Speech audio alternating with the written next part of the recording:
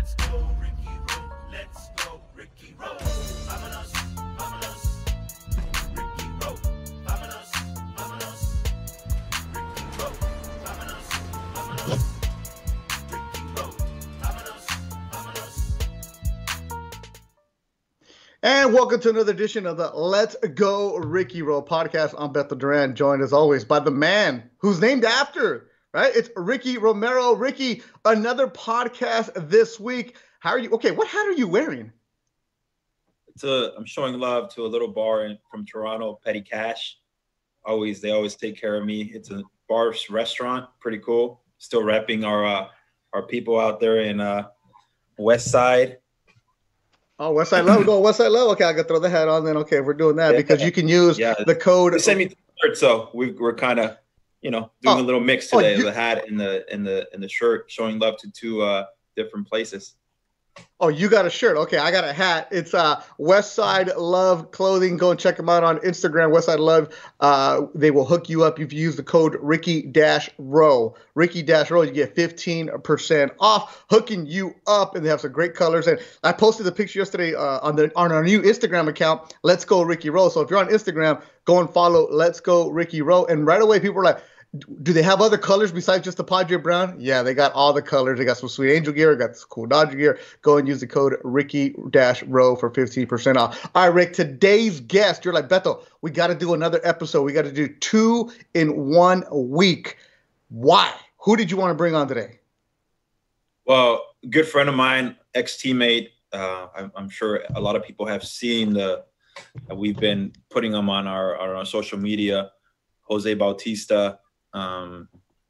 I felt like if it was one guy that we needed to get, it was him. And, a guy that was on top of the world in Toronto not long ago. But more than that, I think, a special person when it came to, the preparation that I got to see behind closed doors, him watching video, just preparing on a daily basis. It was pretty cool to watch that, somebody that was so locked in, hitting all those home runs and all that stuff. Got to share an all-star game with him. All that stuff. We shared a lot of special moments because when I got there in 2009, he had gotten traded in 2008 and to Toronto. And in 2009, he was still trying to make a name for himself. He wasn't even Joey Bats 19. He was Joey Bats 23, I think. Right. So I can't wait to kind of listen to a little bit of his journey and the story of his struggle and his rise and all that good stuff. Yeah, today's guest is Jose Bautista. Joey Bats is his nickname, but it's really Jose Bautista from the Dominican Republic. Jose, thanks for joining us on the Ricky Row podcast. You hear this guy talking about you. Do you remember meeting Ricky Romero? Thanks for having me, guys. And it's a pleasure for me to be on your platform, and I appreciate the opportunity. And hopefully, it's not the last time. But yeah, to answer your question, 100%. I remember meeting Ricky. He was one of the top prospects in the Blue Jays and one of the best pitchers when I came over from Pittsburgh. So 100%. It was a interesting time in my career when I got to Toronto, but everything worked out after that. So. And Ricky, first time you met Jose Bautista. Yeah, it was in 2009 coming into spring training. Like I said, he wasn't a big name yet.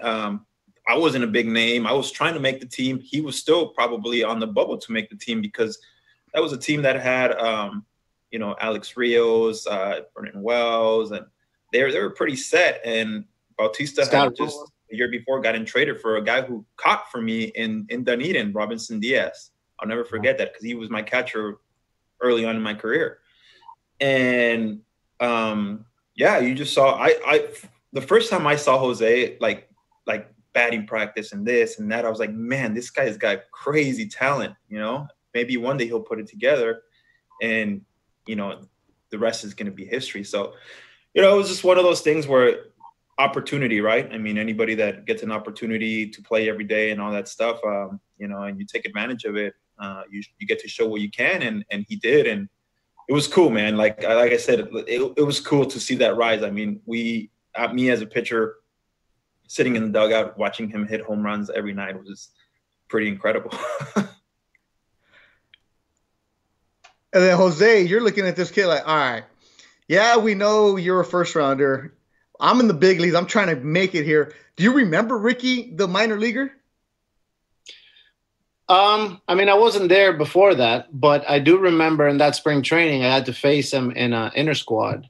And even though he might not have been like a steady rotation guy at the moment for the big league team, I knew that it was going to happen soon, because after facing him, I was like, wow, this kid's got some explosive stuff. His sinker was outrageous. His changeup was filthy, and his curveball was nasty, and I couldn't even tell the difference between the curveball and the changeup. That's how good both those pitches were, with the exception that one, just kind of came in on me a little bit, and the other one just kind of the bottom dropped out of it. But they moved. Jeez, I don't even remember that, dude. I don't remember that. Just about the same amount of movement vertically. So when you have a tough sinker, and then with late life that makes you drive the ball into the ground, kind of like Zach Britton has today in the big leagues, and then you have those other two off speeds to go off of it, that's a recipe for success. And then you pair that up with everything else that I found out later on that Ricky had, with his work ethic, with the type of person he is, and how quickly he worked on the mound, how many strikes he liked to throw early in the counts. He just kind of always kept the other team on their heels and his own team on their toes, and it just worked to his advantage. He was a pitch to contact guy that got a lot of quick outs and had a lot of quick games. And that's kind of like the motto. When I got to Toronto, everything was based off starting pitching and, throwing early strikes and getting guys to hit ground balls, and just kind of having a good and fast tempo to the game, keeping the defense engaged. That was kind of like the recipe at the moment for our team to win. And the team was fairly competitive in that division with, obviously the juggernauts of the Red Sox and the Yankees, even though we had subpar offense at the time because of the strong pitching we had. And we had Roy Halladay, may he rest in peace. We had Burnett. It was just a bunch of like good pitchers that just had that all the same way to go about their business on the mound. Just quick pitch, quick games, early strikes, get the balls on the ground, and let the defense do the work for you. And I wasn't really ever like that, Beto. I mean, it's like Jose said. I think it was that was the motto there. You work fast, and it started with Roy Halladay. Obviously, everyone saw how fast he worked. I mean, he'd have games in 2 hours, 9-inning complete games. Yeah. So I kind of tried to be that kind of person. Like, hey, quick outs are good. Everyone likes the strikeouts. Everyone likes to see all that stuff. But where it's at is when you're into the 9th inning and you have 110 pitches. I think that's it's obviously stuff that you don't see very much nowadays. But before, I feel like quick games and throwing strikes and getting in and out of the dugout was the thing that everyone enjoyed watching. It's pretty cool. I'll add a little bit to that, and I think it doesn't hurt when you have guys like Burnett and Roy Halladay being the leaders. The young guys, the most talented young prospects, when they get up, they're going to follow in those footsteps. That's why it's good for big league teams to have those established veterans that lead by example and go about their business the right way, because then that molds all the young guys into doing the same. And it kind of keeps the philosophy going on both, depending if we're talking about hitters or pitchers. Yeah, and it's pretty cool the way you guys going back and forth right there. Boom, straight back to those memories, what's going on. And I was telling you, Jose, before we started the podcast, this is more about like your journey and how you got there, because you're an inspiration to a lot of people, a lot of kids that come through, because you didn't have it easy. Your journey to the major leagues. Like yesterday, we had Mike Soroka, who all-star at the age of 21, pitcher, just 6'5", and just doing it. You took a different path. And he said that he's like, yeah, I look around in AAA and Jose Bautista is my third baseman. Go figure. Which I thought was pretty funny. I mean, everybody's path gets defined at some point, but it's a sum of opportunity and the hard work and the dedication and the resilience and the opportunities you make for yourself.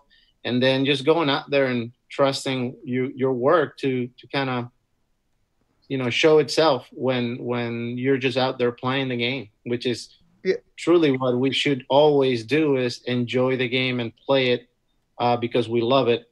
And, you get your work on in practice, behind the scenes, whether it's batting practice in the cage, in the video room, in the weight room, in the training room, injury prevention, whatever you're going to do, you kind of put your head down and grind through that. But when the game starts, you can't be in your head thinking like you are in practice mode. You got to just go out there and let it show out. And Beto, and honestly, what I said it early on, like Jose was a student of the game, and I witnessed this firsthand behind closed doors when I remember being in the computer room with him, and we'd sit there and he'd go over every single pitcher that whoever we were facing, he'd just be sitting there watching different clips, how he was pitching different hitters the past couple of weeks, the past few games, whatever it was. And honestly, one of the smartest hitters I've ever played with, him and Edwin Encarnacion, because they just dissected the game so well. They can get beat one at bat, but they knew the next at bat, all right, he's not going to beat me with that pitch, or he's going to throw me the pitch that I've been looking for, and I'm going to hit it out, and I'm not going to miss. And I thought that was special. I always tell stories like, because the first thing, kids tell me all the time or ask me is, what about Jose? How was it playing with Jose Bautista? I was like, well, it wasn't just the success that you saw in that batter's box. It was what I saw was him learning and trying to learn how he was going to attack the hitter or the pitcher that day. And I thought that was like really cool. Just I would sit there. I would always sit right next to him and Edwin at the end of the dugout in Toronto, Jose. And we'd sit there and he'd even come in and he'd be like, man, you fucking pitchers sometimes are dumb, because you guys like literally like tee up exactly what we're thinking. You guys are overthinking it, and then you guys make the mistake and we make you guys pay. Don't overthink when you're out there. Just, if you get a guy out, stick to that. Sometimes we're looking for a certain pitch, and if you don't throw it, we'll stay all game trying to look for that curveball or whatever. And Edwin was the same way. And they just fed off each other really, really, really, really cool. And it was fun to watch. Like I said, I had like a front row seat, and I'd sit there and I just would try to it was always in my head, if I get a guy out, why would you sit next to him, Rick? Why would you sit next to them, Ricky? Well, because they're the hitters. They're telling you what they're looking for, and in certain situations, what certain things that they need to do, or like, hey, we're looking to do this. And Jose was very approachable when it came to that, and, a lot of people always see him getting mad at the umpires or, throwing his shit, but it's the competitive in him. I was throwing my shit sometimes too when stuff didn't go my way, and it's just, there was a tunnel in there where a lot of stuff happened. and yeah, but I feel like I said, he was the way he studied the game, it wasn't just success because he just woke up one day and it was like, oh yeah, I'm going to wake up and hit home runs. I think it was just, one, it was opportunity, and two, it was just like, all right, I'm here, and now this is what I need to do to keep getting better and better and better every game. And that's part of the game, behind the game for, teammates. And don't let Ricky fool you. Every team has their little cliques, and, how all Latinos kind of look after each other. We had the clique inside the clique, and, it's Ricky was part of the small group that was there constantly. Not that we ousted anybody, but, there's always those little groups of 3 or 4 that kind of hover around the clubhouse and the dugout together because, he knows how to make me better. I know how to make him better. When I'm going down a rabbit hole, he can pull me out of it, and I can do the same thing. When I'm too upset or too pissed off and it's distracting me, he can, crack a joke and get me back on track and back to focus on the most important play, which is the next play, not the one that just happened. That happens on every team, and Ricky was part of that small group. And that being said, we always fed off, stuff of each other. And it was me, Ricky, Edwin, and a few others. And that's kind of how you evolve and create these bonds with teammates, to the point where you know exactly what each other's thinking. And I could be in right field and knowing how the game has developed and a big situation come up and there's men in scoring position and Ricky is facing a tough right-hander and he gets an early strike, he gets a foul, one to fall off, and I know exactly what the next pitch is going to be because I'm I'm playing that game alongside him. You know, I'm expecting what he's going to throw because depending on who's hitting, you know, the possibilities of the ball getting hit to me are, you know, high or whatever, you know, and I know where I'm throwing the ball before I catch it. That's just part of the game. And you try to connect with the starting pitcher in his own mind. That way you know, you don't miss a click, and your anticipation is where it needs to be before, you know, stuff happens. You mentioned that that click, that bond, and you said it with the Latinos. It's a different one because you're right in the clubhouse. You have 25 guys on the roster, but then you're going to have a click here. But how do the Dominican, the Mexicans get along? I mean, a Miami guy and LA guy. Hey, listen, we all get along great. Even the Dominicans with the Americans and you know, everybody, the Asians. But it's just we had a good culture.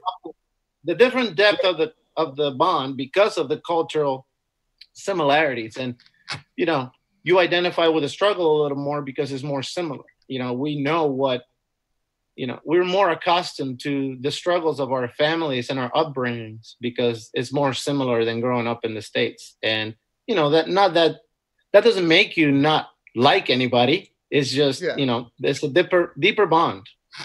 Yeah, and that's something that for you, Jose, you had a different upbringing. You grew up in the Dominican Republic. You went to private school. You were smart, straight A student, loved the math. You had a chance to sign with the Yankees for $5 grand. Like, no, I know what I'm worth. You know, the Diamondbacks gave you something. You're like, no, I know what I'm worth. The Reds had a big offer. I knew what my education was worth, which was more than what I was being offered. You're right. Tienes la cabeza, tienes la mente, ya sabes, right? So your parents are smart, and you knew what you were worth, your value. The Reds had something for you. And then Marge Schott sells the team, and then that offer is gone, 6-figure deal. You got left with nothing. Is it true that you went and put together a highlight video of you with a camcorder and you just try to find somewhere in the United States to go to college? Well, I had done that before. So, but I never really got a lot of, you know, traction with it. I shipped VHS. You know, this is how back in the day you had to do it. I shipped some VHS recorded, you know, game footage and practice footage of myself to, you know, some of the top colleges that I felt like I wanted to go to, and, you know, never any response. But after, you know, some time and going through some showcases and getting the offer from the Reds, you know, I one of my former Little League coach's son had gotten a scholarship facilitated through a foundation. And because I had my education in place and because my English was good and I had been somewhat of pre-approved to go to college because, you know, my grades were great and I had taken the test of English as a second language, what they call the TOEFL test. Because if you're an international student, to get admitted to college, you need to check all those boxes, right? I had everything checked. It's just a matter of finding a school that had the need for a student athlete in the baseball team like myself. And that gentleman that used to be my Little League coach facilitated that same path for me to get a scholarship offer through that foundation, and ended up going to junior college in Florida. But I had all those boxes checked. And within 2 weeks, I had to pack up my stuff and go, because the offer from the Reds when that happened, it was a verbal offer. And, you know, you when the process of selling the team was going through, they kind of keep you in limbo. They don't tell you, okay, the offer for you can't commit to the offer, but they also don't tell you that you can sign the deal. So you got to wait and wait and wait. You know, time expired. It was 3 months later, and I had to make a decision. Do I continue to wait and roll the dice, or do I go to college? And I had to pull the trigger on what was more attainable and more, you know, just there for me to take at the moment. Jose, what was your dream school to go to?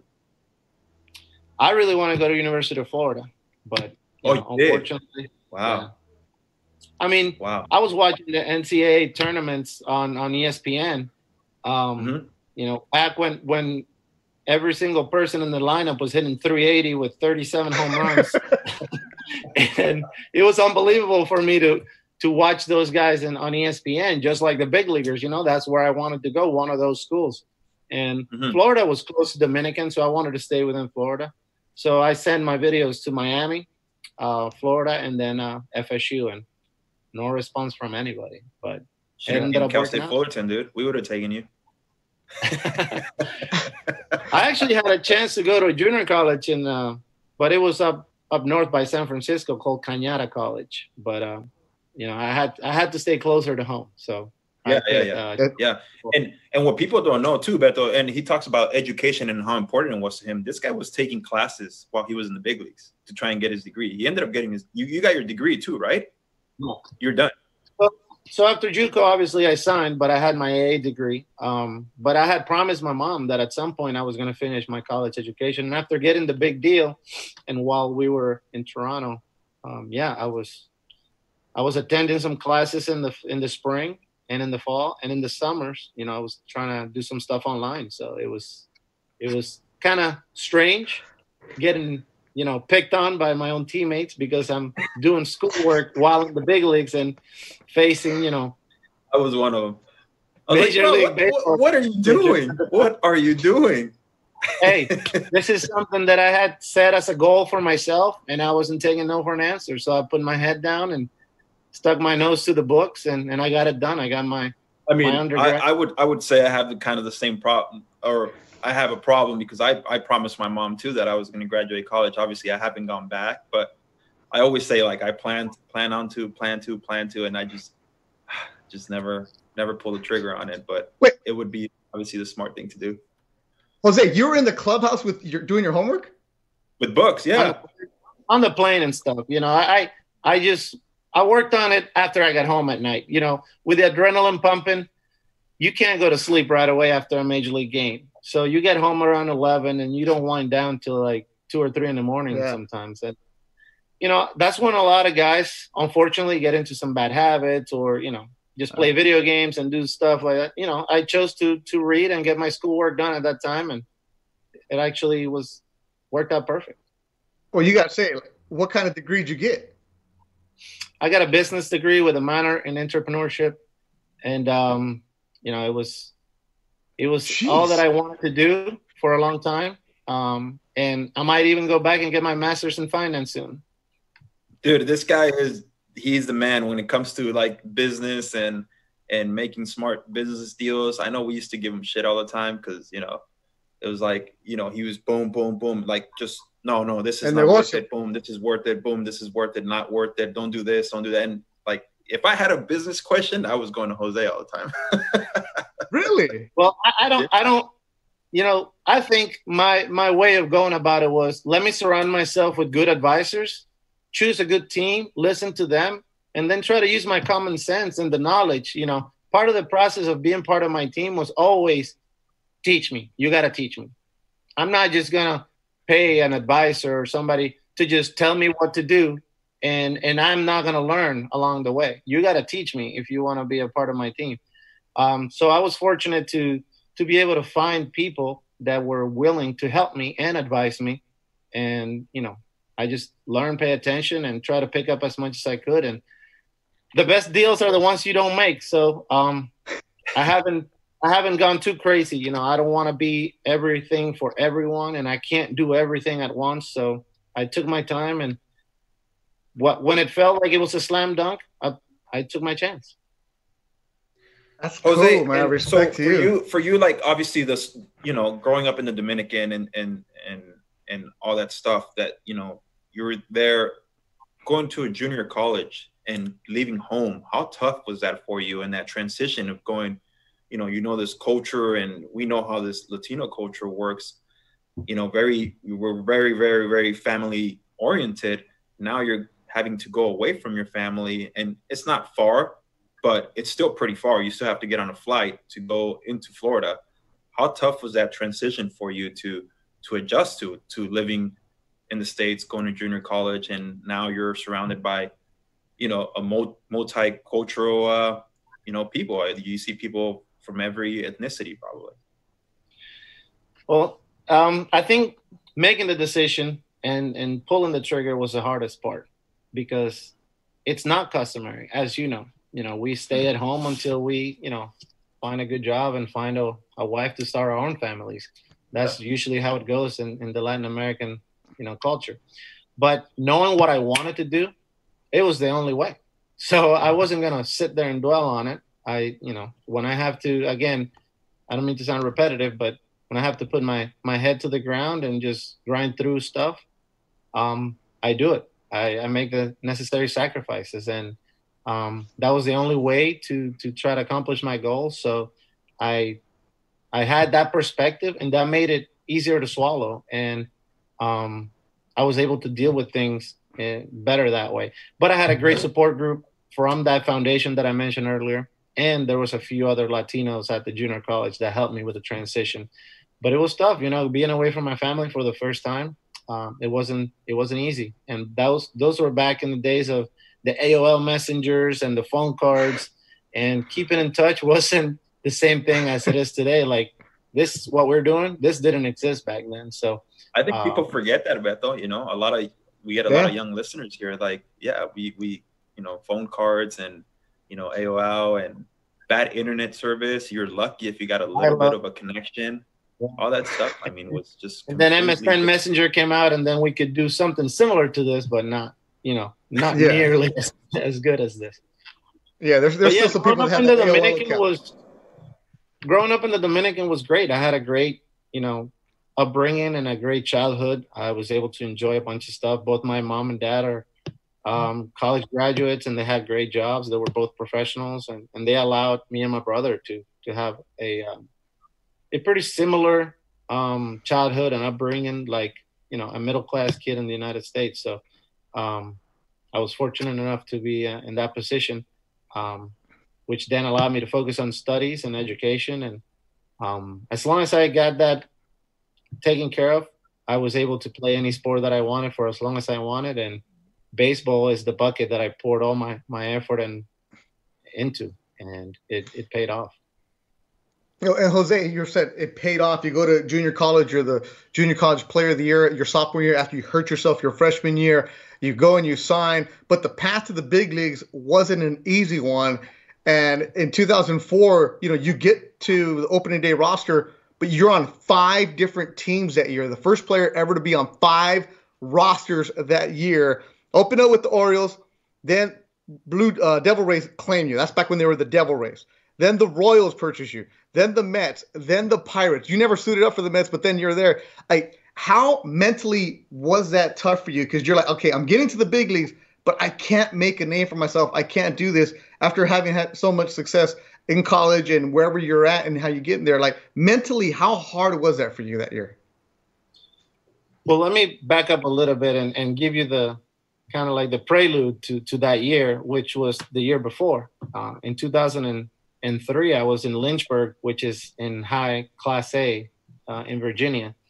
And I was off to a rocky start. It's only like the first month and a half, hitting about 250. At that time I was pretty hard on myself when it came to expectations and fulfilling those. So I was pretty frustrated. I ended up hurting myself, doing something stupid, out of anger one day, not doing good. I kind of put my fist to a trash can, and the trash can won. So I missed probably like 100 games that year. I missed 3 months. I ended up coming back at the end of the season, finishing up the season. But back then there was a rule that after 3 years or 3 seasons, if you played in college, the team had to put you on the 40-man roster or expose you to the Rule 5 draft. Because I got hurt and because I didn't tear it up when I did play, the team didn't expect anybody to claim me on the Rule 5 draft.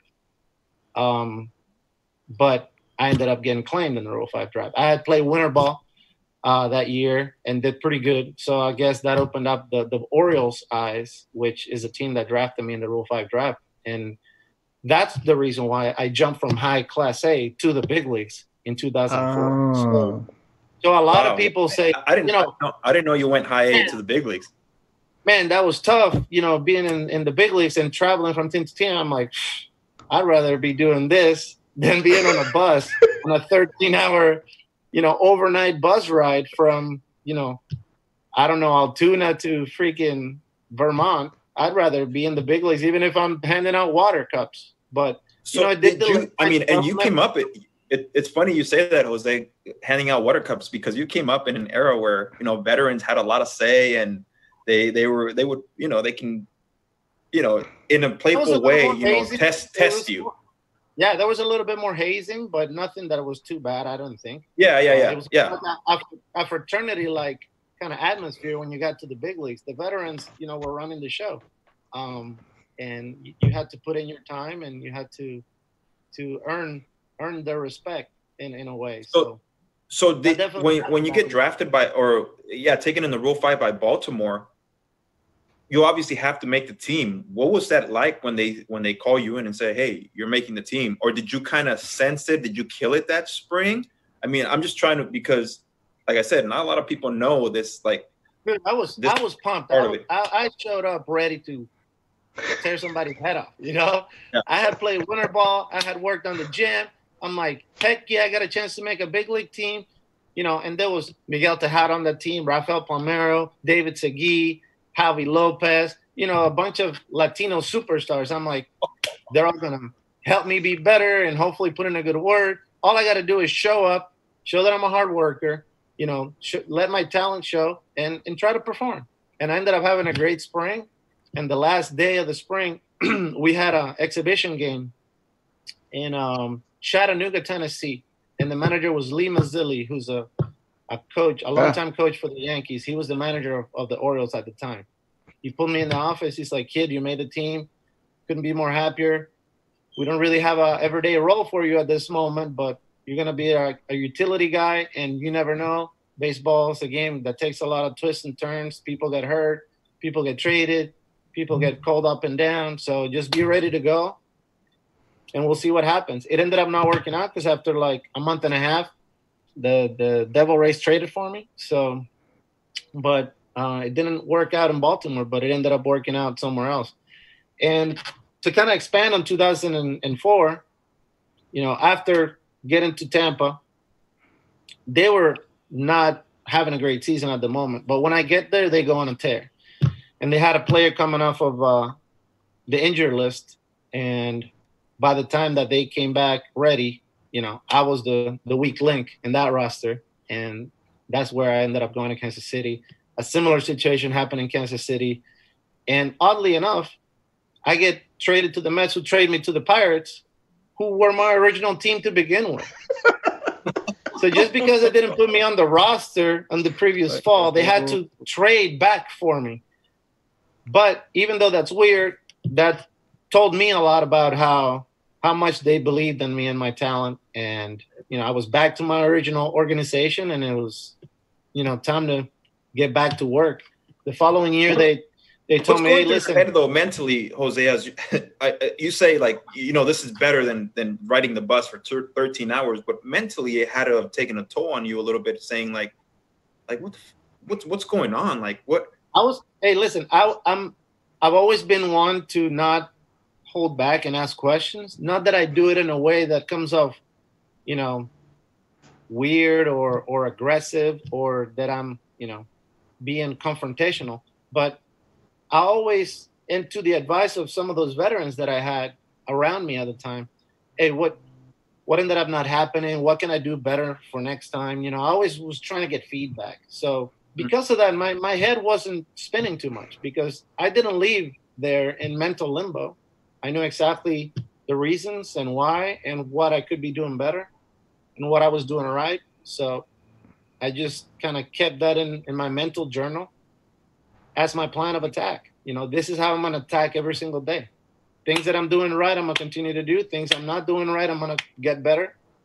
But I understood the business aspect of each transaction that I was a part of. And that's why I didn't let it affect me negatively too much. That's tough. I mean, I've read that about you, Jose. I mean, this is the first time you and I are talking. I've read you over the years, and Ricky's told me many stories about you. And I love your attitude about, you know, believing in yourself and the perseverance, because you said you studied a lot of tape. You know what's going on. A lot of people would have said, "You know what? They don't want me." You're thinking, "Okay, cool. I'm taking this attitude of going somewhere else."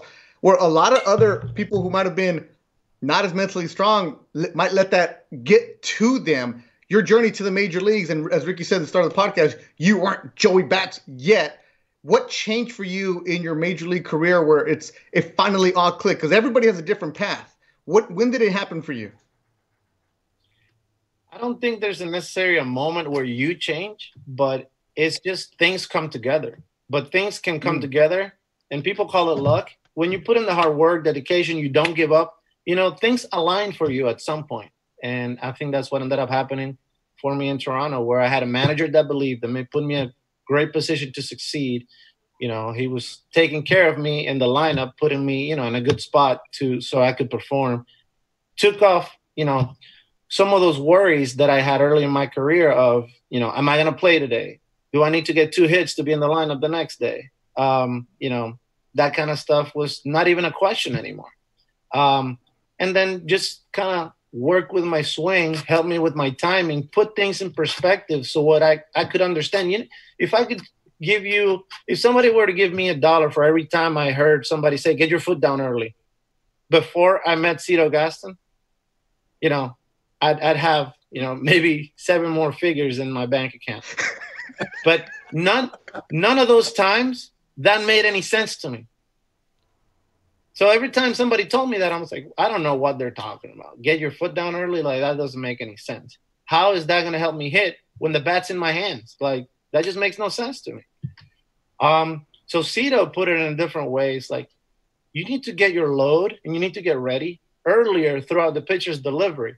That way your foot's down early in that process and you're not rushed into swinging at a pitch and you're not late.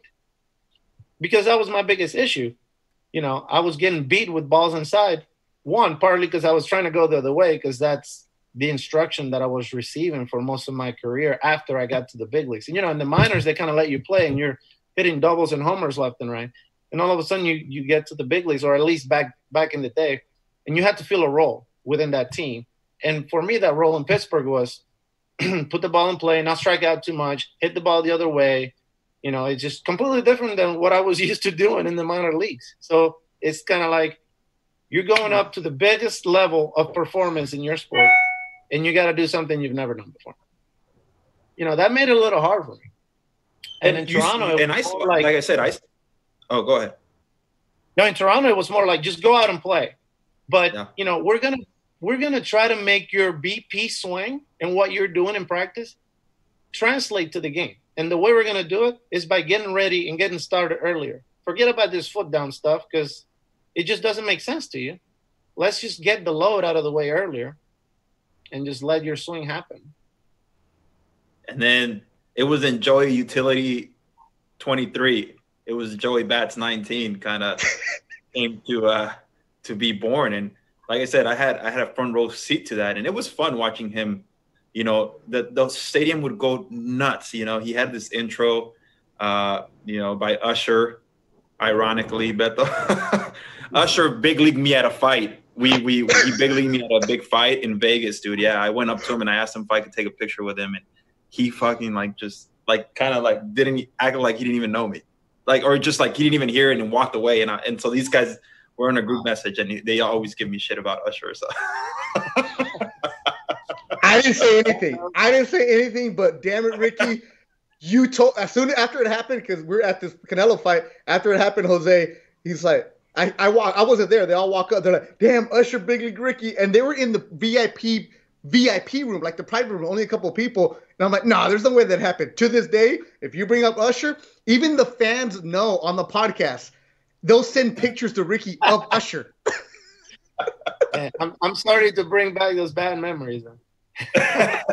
No, but I got to see him, like, even in 2011 opening day. We always talk about that day, JP and I, and like just when he was receiving his Silver Slugger award, like that place was going fucking crazy, dude. It was just like, it was so cool just to see how much they embraced this guy. And you can attest to it a little bit too. It happened with Edwin too, right? I mean, he came to us, he wasn't really anybody, and then you guys started feeding off each other, and it's like boom, Edwin Encarnacion grew, and it was like that 3-4 hole. I'd always would say if you guys were, if I was ever facing you guys, I mean, I think I would just go to first base, and it was just because you guys were so locked in during those years. And for a while, I mean, it was the best tandem, I feel like, in just, in the dugout, in the study room, and then you guys would go out and do it. It was to me, it was so cool to be a part of it. And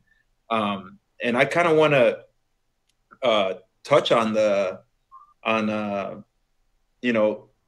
the All-Star game. I always thought you should have won the home run derby, and we had drop on an episode, and I blame him, dude.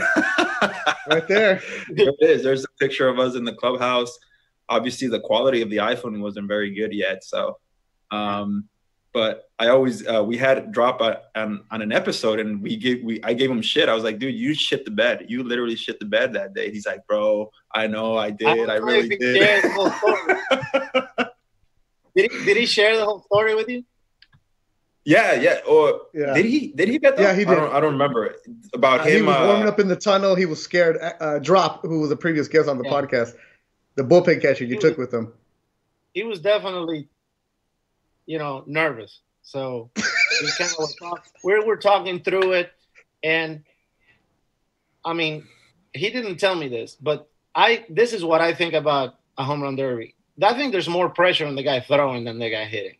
I truly believe that. It's not easy to, throw balls right down the middle when the whole crowd is looking at you and you got cameras in your face. That's got to be difficult. So he was trying to cope with that, those nerves a little bit. And I think he had one too many coffees, if you know what I mean. And he was just too pumped up. He was too excited and too amped up, and he couldn't calm down. So that ended up working against him a little bit. But we had a fun few rounds, and it was exciting.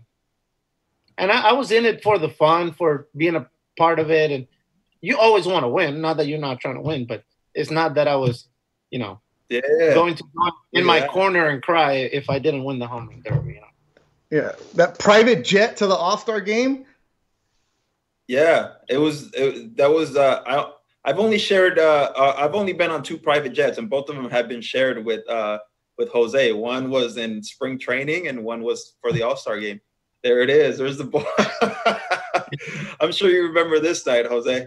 Oh, don't make me. I think exactly. I remember exactly what happened that night, and I don't want to relive it. It's when the Heat were on top, and obviously me, Casey, and Edwin, huge Laker fans. We went to go watch them, and I feel like it was our only opportunity to be able to watch the Heat and the Lakers before the season started. So we kind of went down there and kind of had fun with it. But and then the second time I got to share it with him was obviously on going on our way to the All-Star game. And it was funny story behind that. I got told I made the All-Star game that day on the Sunday game in Cleveland. And I was getting ready, they were getting my flight stuff ready, and Jose's like, no, you're coming with me. You don't go commercial. I got you, and which was nice of him. He didn't have to do that, but obviously me being my first time, and he was part of a few All-Star games. The first time you go, you're kind of lost because there's so much shit going on. Yeah, it's crazy. It's crazy. I was so overwhelmed. Just the autograph room itself, I was like, no way. We have to sign all this, and they're like, oh yeah. So it's just they have this room. They have all these jerseys, all these balls, all these bats, all these hats. It's crazy the stuff that you have to sign. But obviously it's all in good fun because you're there, and it's an experience that you'll never forget. And for me, it was my only one. It's obviously a moment that I cherish forever. And the good thing is I had this guy right by my side, kind of guiding me on. And so, it was a special person to share it with, obviously. And so, yeah. I had a similar experience the year before, and that was my first time in Anaheim, and Vernon took care of me. So I was just paying it forward. It was you, Vernon, and John Buck, right, that year? Yeah. And so Jose, we obviously fast forward, and I ended up getting released by the Jays, and obviously you saw a little bit of the downfall and the injuries and all that stuff, how it mentally took a toll on me.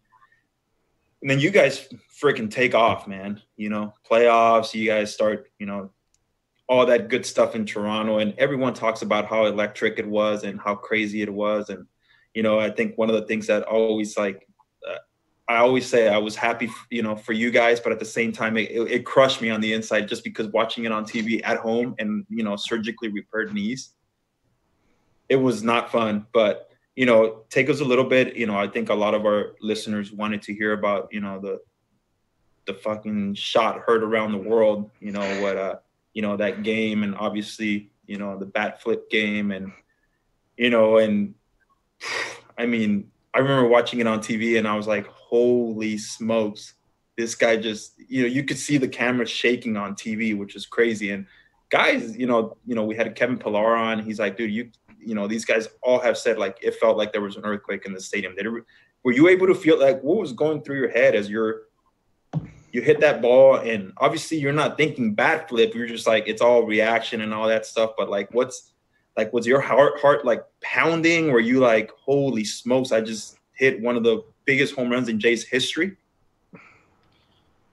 No, I mean, I don't think you have time for all that stuff to go through your head. You kind of come back down after the euphoria of the whole thing at some point. And for me, it was when I got home that night, Yeah, I was gonna say everything seems to be a blur after the moment that I hit that ball up until I got home that night. That series was crazy. Yeah. We lost the first 2 games at home to Texas, obviously. And, they were having fun. There's nothing wrong with that. We get to their place and we take 2. We tied it up. The first game, it was kind of back and forth. And then we kind of peeled off on the second game. So it was an easier win. So we're coming back home, series tied 2-2, winner moves on. It was pressure building up. And in the playoffs, you have days off that you can't control because they work off the TV schedule and they make sure that, everything works so the most fans can watch every single game. So we don't have control of when you're playing or what time the game is. So we play at home. I think it was a day game, afternoon, maybe 3:00 or something. It was nerve-wracking going into the game. So, and then what happened in the game. How we ended up falling behind because Russ threw the ball back to the pitcher and it hit the bat and they scored, and it was just like, no way, we're not gonna go down this way, And then kind of the tide turns. They made 3 errors, which is unheard of, back to back to back. By a guy who's like reliable as hell. They're playing the infield in, or halfway something. I don't know. Instead of just playing regular double play depth, they're playing the infield in on Donaldson, and he gets absolutely fisted and dunks a ball right behind the second baseman. That if they're playing any other kind of defensive alignment, it's probably just an infield pop-up. And we're like, okay, something's good's going to happen to favor us. You just sense the momentum shift to our team. And it was like, okay, we got you back against the wall. And we had, 2 runners on base and I'm at the plate and Edwin's on deck. It was almost like, okay, where are you going to go now? Well, and before you get there, Jose, though, with the studying you had done, did you know what Dyson wanted to do to you? I had faced him 3 times earlier that year, and I struck out once and hit 2 ground balls to shortstop. Everything was sinkers in, and he threw me 1 changeup in 3 at bats. So out of maybe, 15 pitches, I saw 1 off-speed pitch, and you could see his tendencies when you study the video and look at the percentages. He threw like 92% fastballs. He had a sinker at 96 that most people couldn't touch. So why go away from it? He's kind of like the right-handed Zach Britton at the time. So, I mean, he was attacking me the same way. And I knew you just got to let the ball stay up or, hope that it does or make it start higher out of his hand. The first 2 I, saw pretty good balls. Then I fouled 1 off. And then it was just like everything clicked. I saw it up out of his hand. I was like, man, this is a good one. Just keep my hands nice and tight inside and just put the barrel to it. It was unbelievable. But none of that you're seeing right now, I don't remember any of it. No. a blur, a complete blur. And I didn't. And he's one of the few guys, Beto, right now that he said that I ever heard say, I can pick up the spin out of the hand, or I can see what is coming out of his hand. Not a lot of guys can do that, and I thought that to me is like beyond special. You can't do it on every guy, but a guy that's so like or was one dimensional at that moment, you know, he was throwing 9 out of 10 fastballs. At that point, it's not looking at spin; it's just release point, and you just try to pick up, you know, a higher one than a lower one, you know. And I saw 3 low ones back to back, and when the next one started way higher, you know, it's kind of like you can expect it to be a better pitch to hit. So, you know, but one thing that I want to make sure that I don't let this conversation go by without mentioning is, you know, the fan base in Toronto.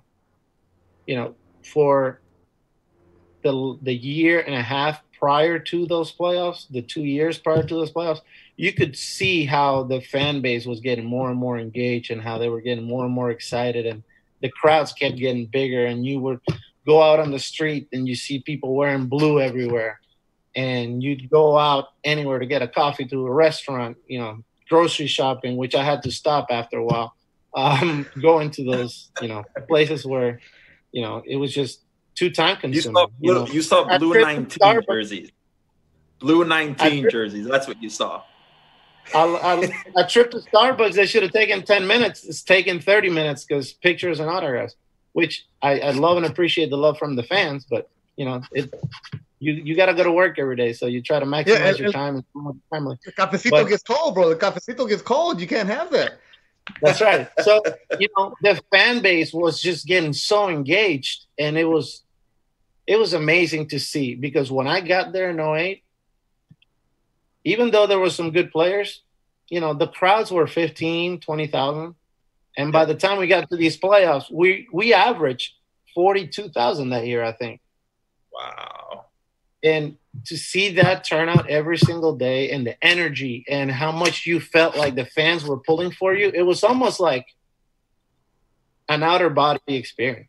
You're like, what's going on? What's happening? And you don't know how much that energy feeds into you until you experience that and you play through something like that. And you know, those little pains and aches, and my hamstring's a little sore, and like those things that creep into your mind in the 5th or 6th inning, if you're losing by 4 runs on any given Tuesday night, that doesn't exist. When the buzz is like such at the stadium, it's like, we're going to come back and get these guys. I don't care if we're losing. I don't care who's on the mound. I don't care that my hamstring's tight and my arm hurts. We're going to figure it out. And your mind goes there, and your energy gets kind of channeled in that direction. And you end up, you know, coming back and winning a lot of those games. You talk a little bit about, you know, obviously after the fact, you know, big home run and everything, you're driving home. Are you just sitting there like just with the huge smile on your face, or are you just like, what just happened? I mean, like I said, it's to this day, it's probably one of that one, and obviously the following year, the wild card game where Edwin hit that home run too, like 2 of the biggest home runs in recent history in the playoffs. Like, that drive must have been like, holy smokes, like I'm just walking on cloud 9 right now. Well, I didn't drive. At that time, we had David Price on the team, who got traded in the deadline, and he ended up buying everybody a scooter, one of those electric scooters. So I rode that home that day, not knowing what was going to happen. And I had to go home, you know, in it. 1, because that's how I got there in the first place. And 2, if I would have drove, I would have been stuck in traffic for 2 hours. You know how sometimes they got in Toronto after a crowded game in downtown. And I didn't live that far from the stadium. So it was way easier to get. But I was like zipping through mobs of people on the sidewalk and on the streets in my scooter. And nobody could know that was you? Canada Goose hoodie on, my Beats headphones on, just hat on, just cruising through, you know. So I didn't have time to reflect on anything until I got home. I wasn't really enjoying that ride. I was just man on a mission. Like, I gotta get home. nobody suspected? You didn't hear anybody like kind of like give it a second look or say like, who, like, is that him? Like, I might have, but I don't remember. But I took a picture. I know somebody took a picture of me on social media and tagged me on it. So I used that as a post on my Instagram, and it was pretty funny. That is such a Canadian thing. Ricky's telling me a lot of things about Canada, but you hit one of the biggest home runs in team history. It was trending on Twitter all over the world. It's going to be used as memes, and just you don't remember it because you were just in the zone, numb, and you're on a freaking razor, a little going back and forth, headphones, and just going like looking like a guy who's delivering a pizza right now. Like what? That is just a different cool. world. I mean, you got to kind of see like, look what I just did. Like, I just made this place go crazy. This city's going crazy, and I'm here riding a scooter, just like no big deal. You know, I got to come back tomorrow, and we're still in the playoffs. And that's one of the moments in my career where things get put in perspective, and you really see how what you do every day as an athlete can affect or influence in a positive way people's lives.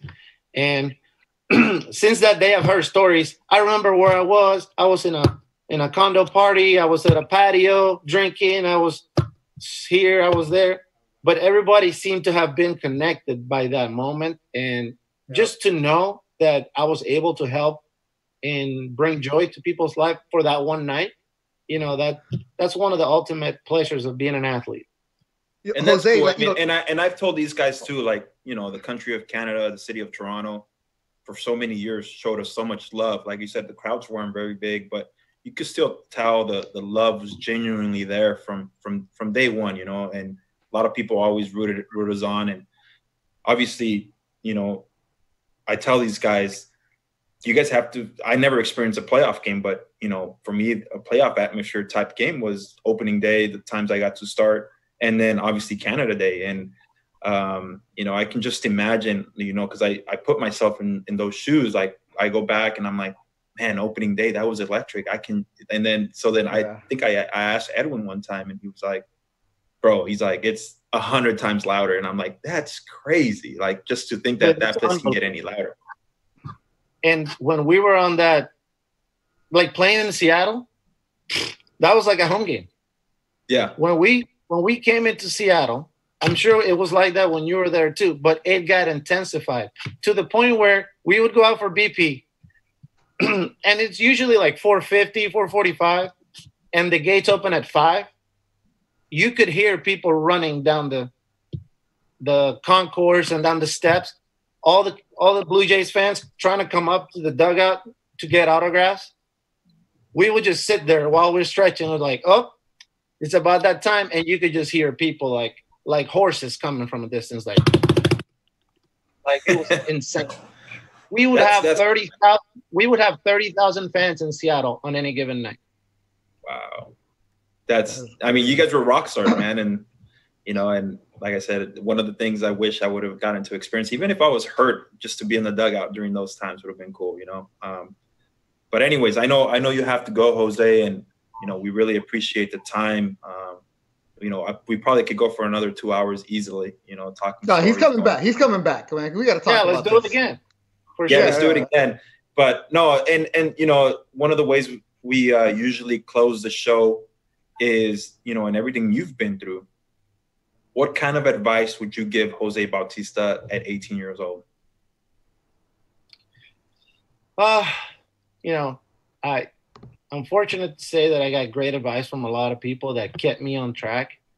The one thing that I would tell me, just going by how I used to be at that age, was just to be a little bit more patient.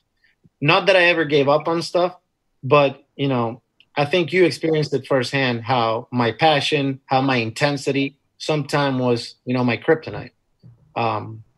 Just to be a little bit more patient and allow things to happen instead of forcing them to happen with your desires. You know, I think that's something that I could have benefited from, and just have a little bit less anxiety that I kind of put onto myself, because I wanted things so badly that even though I put in the hard work, sometimes I was trying so hard that have made it more difficult. Cool. Hey man, no, it's always good to see you, man. And really quick, pitcher, yes or no? If somebody lets me, but I don't know where I'm truly at. I mean, I can't say that I'm going out there training every day to be a pitcher, you know. So we'll see. We'll see what the future holds. You never know if I can show up in winter ball or somewhere else at some point. Yeah, and that's kind of what we didn't bring up, like, you know, the importance of winter ball and what it did to you. And hopefully, if you can come back on, we can dedicate a segment to that and just kind of talk about, you know, because a lot of guys find success in winter ball and they kind of find themselves there, and it's just a different atmosphere. Everything I've heard in Dominican, Venezuela, Mexico, everyone's like, yeah, these games are intense. Fans want to see you win, and it's less fans, but it's more intense and nerve-wracking than a big league game, than a playoff game. And, you know, hopefully we get into that. What's that? I think it's more pressure. That's 100%. Winter ball, there's in a regular season game, in winter ball and in the MLB, there's more pressure in the winter ball. Now playoffs, you know, the stakes are pretty high on both. But on a regular season game, there's more pressure in winter ball. Yeah, that's what Rowdy Tellez told us last week. Like, winter ball in Dominican, fuera. You don't do it. Jose Bautista, Ricky had told me there's many layers to you, and definitely is. Definitely want to have you back because we can do 2, 3, 4 hours with you, just maybe just on the Dominican and on math alone. And I know you got to run, and just let you know, people have been watching this live. A lot of comments from the fans coming strong for you, Jose. You are loved by the Toronto fans, and even Toronto fans in the UK have been tweeting about it. Appreciate their support. One last word that you have for the Toronto fans, Jose? Nothing. I mean, I try to make sure I made those comments. The fan base truly helped us out throughout my whole career in Toronto, and I feel very loved when I go back every single time. And the feeling is mutual. I appreciate everything that I've always gotten, but that playoff run was unbelievable. One thing that Ricky can attest to is how much he knew people cared about the team because how people talked, but I saw how they acted and how they behaved once we started winning, and it was night and day difference. Seeing the proof firsthand instead of just hearing people talk about it. So, but they love the Blue Jays, and I know they love me, and I love them back. So, thanks for all the support, and thanks for the great comments.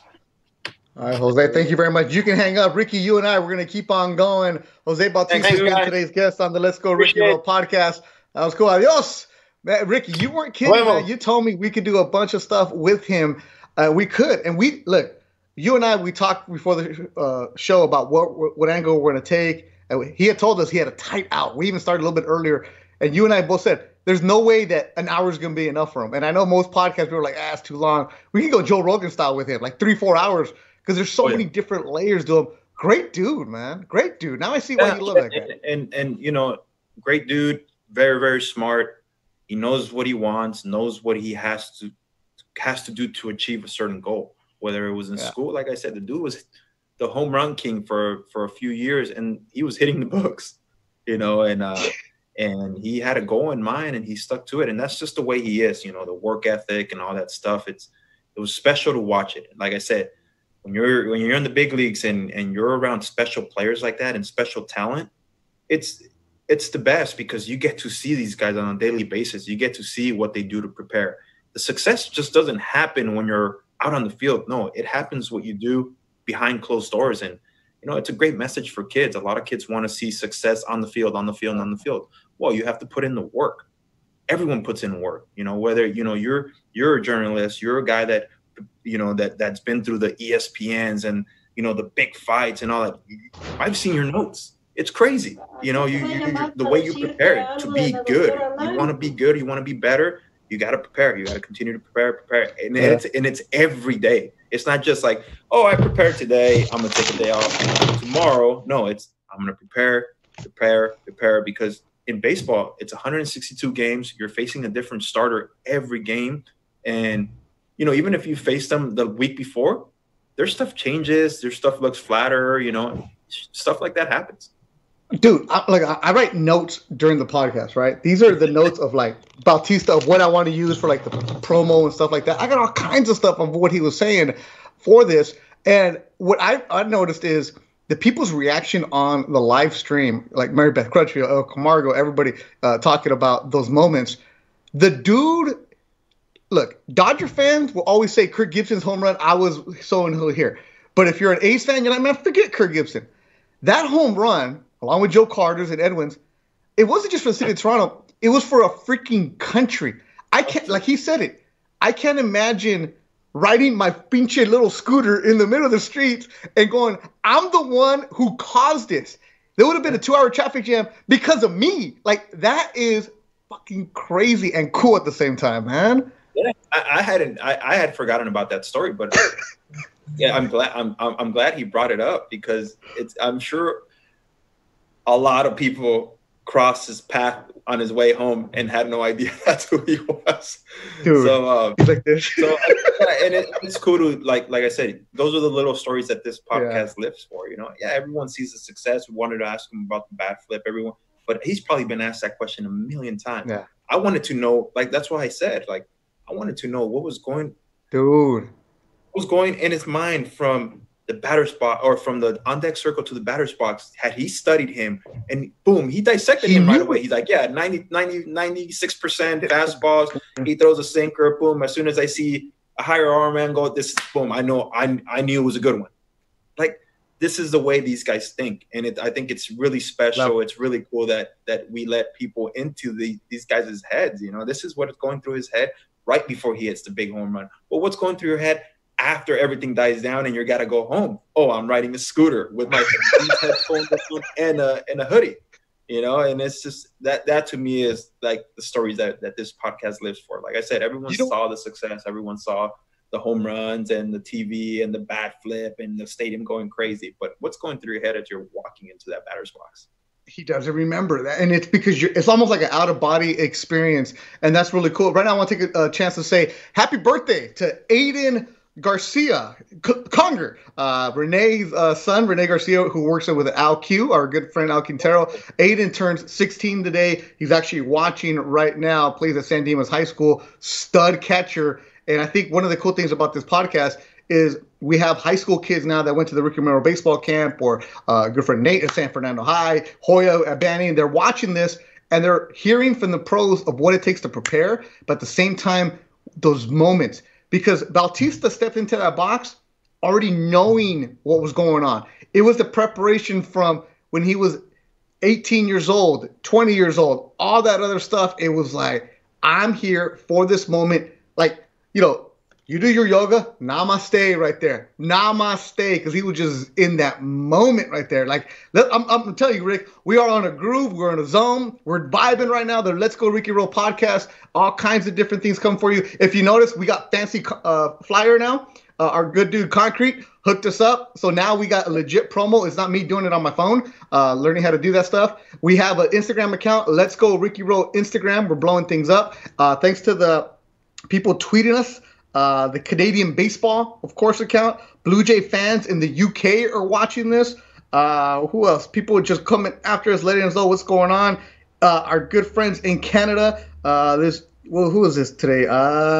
Scalar. I hope I'm saying your name. Been watching, tweeting about us, posting us on Instagram. We just appreciate all the support. And the show keeps on growing. Next week, 2 episodes for you. Don't know. We know who it is. We won't give it away yet, but you know, big time. What's that? Big time. One. It's just let you guys behind the scenes. Just trying to coordinate the schedules, make sure everything's right, and you know things can change. Next, things can open up. A current big leaguer and a retired big leaguer is what we got for next week. So, I mean, one of them future Hall of Famer, like guaranteed. If it all works out, if not, but the list of people that want to come on the show now, Rick, coming strong, bro. It's growing and it's pretty cool. Like I said, for us, it's just having fun with it and kind of giving them the mic, and I think that's what makes it special, you know. And we don't like to sit there and talk numbers. We've mentioned that a few times. Boring. It's have fun and like, you know, let into these stories of what's going through these guys' heads as they're getting ready for the biggest moments in their careers. And Yeah, hopefully we can stay hot. We continue on. We got a nice little list now of guys that want to come on, or different people that want to come on. So yeah, man, I mean, I'm pumped. Let's keep it going. Yeah, it's cool. Like, the nice open done by Concrete, the music, Casa Calacas, Eric Camargo, what's up? Ace of SoCal, what's up? Eugenio Matos, what's up? Of course, our man down at West Side Clothing, go and check them out. 15% off, get you the code. 50% off if you use the code Ricky-Row. Ricky-Row gets you 15% off at westsidelove.us is the Instagram, westsidelove.us. So if you're in Vancouver, that's the West Side, right? You can hook that up. That is the West Side. And just to confirm, Joey Bass just texted me and he's like, hey, in all seriousness, count me in for another episode. I want to come back on. So there we go. There it is. Joey Bats. Boom. And right, all these guys say an hour, Rick. I don't know if I have that much time. All of a sudden, let's go Ricky Rowe. They know where the bread is buttered. And also thanks a lot to John McKelvey at Pro Angle, hooking us up, taking care of us, getting us there. Ernesto Alvarez. So make sure you guys listen on iTunes and Spotify, rate, review on what is it? YouTube, subscribe, and let people know what's up, man. I'm telling you, we are grooving, we are vibing, we are going. Let's go, Ricky Rowe. Ricky, I will drop off some crappier kings to you this weekend, and we will see you next Tuesday. Thanks for everybody listening for the Let's Go Ricky Rowe podcast. Let's go.